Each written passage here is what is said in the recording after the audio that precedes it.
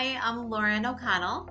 I was diagnosed with invasive ductal carcinoma breast cancer in December 2023. I'm a mom of two teenagers. I love you guys. I live in Dubai. Although I'm originally from Milford, Connecticut, USA, I'm out here with my husband, my kids, and our dog. I'm the beauty editor for Cosmopolitan Middle East magazine. And I'm also a beauty YouTuber, and I have been working for over 2 years on my beauty brand. It was supposed to launch in May, and then because I was going through chemotherapy, everything got delayed. So it's going to be coming out in January, February 2025. Well, I was actually just sitting in my office where I am right now, and I was going through a bunch of emails. And just as I was sitting here, I thought to myself, do a breast self exam. The idea just came to my mind. My curtains were closed. So I went and I started to do one, and right away, I just felt this massive lump at like the 12 o'clock area on my right breast. And it literally came out of nowhere, and it was felt very large. So I texted my doctor, and I went in and saw her, and just for her to take a look at it. And that turned into one of the great things about Dubai is everything is super fast. So she sent me right away to radiology, which was in the same clinic. So I went and I had an ultrasound right away, and the radiologist said to me, "You know what? I want to do a biopsy." So I came back a couple days later, had the biopsy, and then I had to go on a press trip for work, and I got a text message, and I had told my doctor, if you get the information, if you get the results, let me know. I thought for sure it would be a negative, and it wasn't going to be anything. And she texted me and she wrote, "My love." That was the first thing she wrote. And I thought to myself, no way. And then she wrote, it is breast cancer. And I'm thinking to myself, how is this possibly happening? So I essentially did a U-turn, came right back to Dubai, and the whole breast cancer journey really started. Well, I've heard so many stories of women my age that do feel something, or they have a concern, and their doctors haven't paid attention to them or listened to them or taken it seriously. And my thing in life is just always push it forward and advocate for yourself, and don't stop, and listen to your intuition. It's the GPS of your soul. And so that's my thing would be, find a different doctor, then keep going until you find someone that can listen to you. And that's tough to do because it's time consuming, it's draining, it can be demoralizing. But at the end of the day, it's your life and it's your body. And if you're not going to advocate for yourself, no one else is going to do it for you. So although it's honestly annoying to have to keep finding it someone else to just listen to you, if you don't do it, it's not going to happen. I think I went through the different stages of grieving, but in a very short period of time. There was the bargaining, there was the anger, and I just could not believe it. And I felt like that for weeks and weeks. I mean, I started going to uh, tons of scans, MRI, and I remember having a PET scan, and then they were scheduling me in for the surgery. And even when I was walking into that surgery, I just couldn't believe I was having surgery because I've never had any issues before. And I just thought that I would go through life without anything. I've always been very conscious of my body, and I 2 years prior to getting diagnosed with cancer, I had given up caffeine. I had stopped drinking alcohol. I lived a very healthy life. I went to bed at normal times. I was really on just this career trajectory. It was almost as if I was watching a movie of me, but it wasn't me living it. And it just took a long time for that to really just for I guess for me to accept the diagnosis, or for it to really just sink in. So before I knew it, I was recovering from surgery, And, then they had told me I would need chemotherapy, and, it wasn't going to just stop for a while for me to absorb it all. It just kept going and going and going. So I hopped aboard the train, and I just, I look at cancer as an adventure, and I feel that life is a series of experiences. Some are great, some are really tough, but I feel like during the tough ones, the trauma breeds wisdom. And that's where we really learn how to grow, um, on a soulful level, and just grow as a person. So initially, when I was diagnosed, what was kind of strange was that I had had a biopsy in the lymph node, the sentinel lymph node, which is the first one that cancer would hit. And the biopsy came back negative, which actually was great news because that meant that the cancer hadn't spread. And then I had a scan, and the area lit up for having cancer in the area. So they went back and they did another biopsy, and that biopsy, he was in the node, it came out, it was negative. So they weren't really sure what was going on. And my oncologist said to me, if we knew for sure that that was cancerous, we would do chemotherapy first, but it doesn't look like it is. So we're just going to start with the surgery. And I had a lumpectomy. And he said it was possible it was lighting up in the during my scan because there had just been, trauma to the area. So it could have been from that. So I had a lumpectomy, and they recommended a lumpectomy over a mastectomy. So I said, I'm going to do whatever you guys say. You're the experts. I'm certainly not. And after, when I was in the recovery unit from the lumpectomy, my breast cancer surgeon came to me and she told me that they had taken out the lymph node, and that actually it had tested, it was cancerous. So they had taken out a total of 4.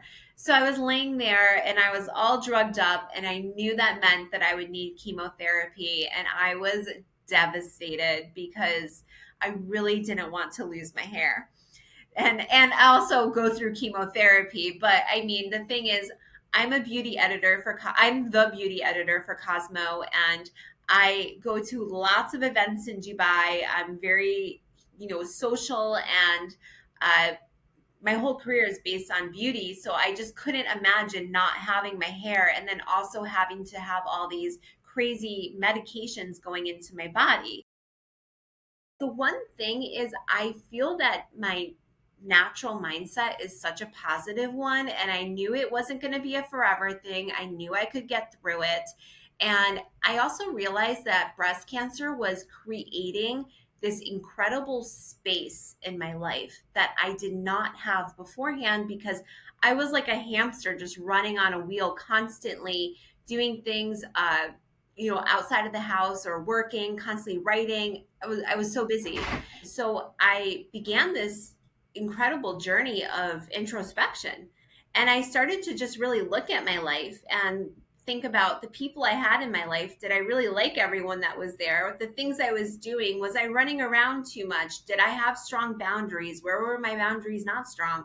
So all these little things started going around in my head. And then chemo started. And initially with chemo, well, my plan was I was doing 4 rounds of the Red Devil, which is cyclophosphamide and doxorubicin. And then I was doing 12 rounds of paclitaxel, which is known as Taxol. And the Red Devil, the first one I mentioned, is the toughest type of chemo available for breast cancer. So I knew I knew I was going to have a really tough 5 months. But the portacath comes with a scar, so it was cut in the same place when it was put in and taken out.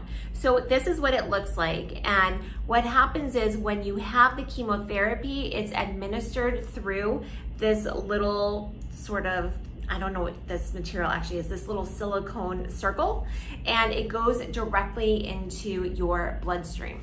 My oncologist had told me about cold capping, and he told me that there was 2 different types of cold capping. There was essentially one that was good, and then there was one that would always get so-so results. So I went for the good one, which is penguin cold capping. I hired this guy, he was my cold capper, and we were going to try our best to save my hair. the cold capping, what it does is it essentially just slows the blood flow down in your head, and it just prevents the chemo drugs from hitting that area, and it is supposed to, be able to save your hair. Now, they told me in the beginning that because I was doing the red devil, that most likely I had a 50-50 chance of it working. But I thought, well, hey, that's a 50% chance it can work. I'm going to take it. So I did. And the cold capping, honestly, was very tough. It was not only because it was cold, I mean, it was negative 50 degrees Fahrenheit, but it was wrapped around my head so tight for 8 hours. It would be changed I think it was every 15 or 30 minutes, but then it would wrap, and it was just making me so nauseous just having it on my head, and it was heavy. And I remember thinking to myself, this is going to be so hard to get through, but it's only 16 bad days. I have 16 rounds. I can do 16 tough days. So I did the cold capping, and at the hospital, I had my first infusion of the Red Devil. And I remember just sitting there in the hospital bed, and the nurse had started the IV, and just watching it come down. And I was watching it like come down and go really close to my portacath and then go in. And I thought to myself, okay, this is happening. Like, this is seriously happening. And I had that infusion once every 2 weeks for 2 months. So there was a total of four of them, and you had 2 weeks in between to give your body a break. I had to do these injections into myself every night for the first 5 nights because the medication really affected your bone marrow. So it would help to get your white blood cell count back up.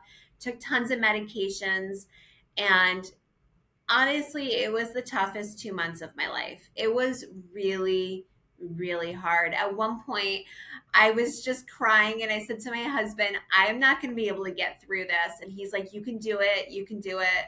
And I just really felt like I couldn't. And I was, also grieving the life that I was losing because, you know, the industry I'm in, and it's very fast moving, and you always need to be on that, you always need to keep up with it. So when you kind of exit out of it for a little bit, it just keeps going without you.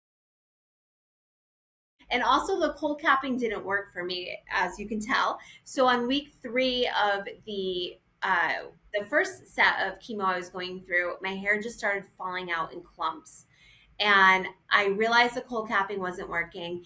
And I will be honest, a little part of me felt relieved, but that I wouldn't have to have my head squeezed the way it was. But I would still have done it had it been working, had it worked for me. So I said to my husband and my kids, we have to just shave my head because my hair looks awful. I mean, I had barely any hair left. You could see my scalp through everything. It was like I had just this comb over.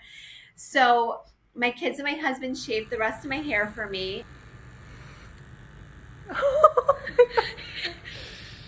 And it was kind of shocking. It was very shocking. I was crying. I took a video of it to, put it out there later on, just the realities of breast cancer.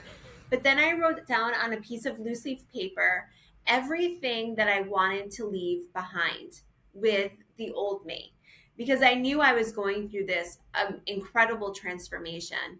And so I listed out, behaviors, thought patterns, even some people, just everything that I felt like no longer uh, served me and just didn't resonate into this new version of me I was becoming. And I took a black pot, I put my hair in the pot, I put some rose petals in the pot, and the letter in the pot, the paper in the pot with my list, and I just burned the whole thing. And finally, the last day of my 16th infusion came, and uh, I'm always a little bit extra. So I had gotten permission from my oncology nurse to have a little party, and I invited 15 friends to in my infusion room. I had lots of balloons. I had party poppers. I had Mardi Gras beads. I had a cake made. I called the party the Bye Bitch Party. And I was just saying bye to chemo. I was saying bye to so many things. And it was kind of an extension of my hair burning ritual. My kids were there, my husband, and my friends were all there during my last infusion. And then finally, the nurse took out all of the needle, and I was free. And I just started ringing that bell, and I rang it so hard, the bell fell off the wall.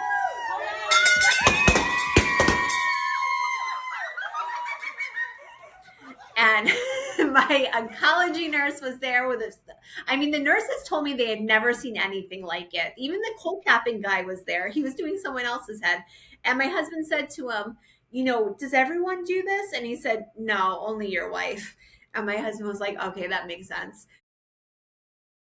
I hadn't announced on my social media because I have, a decent following on YouTube and Instagram and a little bit on TikTok. But I didn't tell anyone about my breast cancer while I was going through it until after I finished chemotherapy. And that was just because I didn't want people messaging me, although it would have been nice because, people would have, of course, said mostly nice things.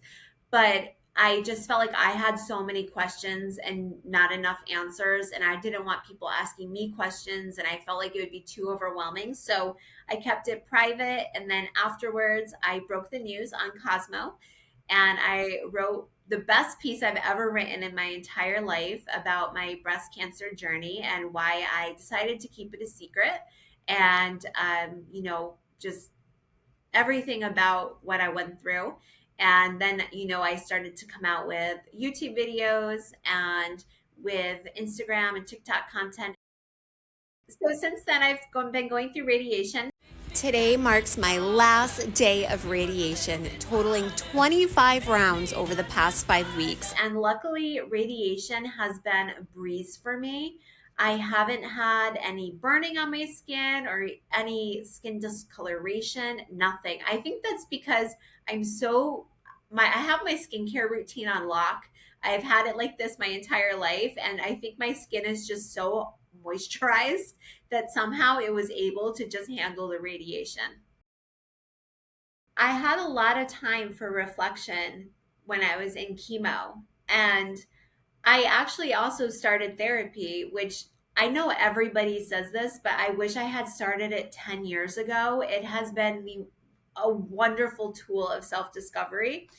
And I just, was looking at a lot of what I had been doing and some of my habits. And I was sort of on autopilot mode, and I was so career focused, which I still am. But going forward, my life is going to be much more about balance because I was really not balanced. And, you know, I'm the type of person when I go into something, I go all in. But it's really hard when you go into all into every aspect of your life. I mean, I just was, I think, stressing my body out for sure. And not only my mind and trying just to do a million things at once. So I just said to myself, you know what? After or going forward in my life, it's always going to be a no until it's a yes. Or if it's not a hell yes, it's a hell no. That's how I want to live my life. It would be that there is still so much life to live after diagnosis. And it's never, it's the diagnosis comes, but even when you're going through all the treatments, you're dealing with it, there's so much life to live. And for me, having that bye bitch party at the chemo on the oncology unit and, just celebrating all the little small moments and the big moments. And even though I went through one of the worst times in my life, I created so many wonderful memories. And I feel like I've been upgraded. Cancer has actually been this incredible upgrade for me because I realize how strong and resilient I am, and everyone I feel going through cancer is. And these are kind of superpowers we gain, so that for the rest of our life is going to be more on our terms, and we get to really choose to live a life by design. So it's not the end, it's actually a door to a beautiful new beginning. guys.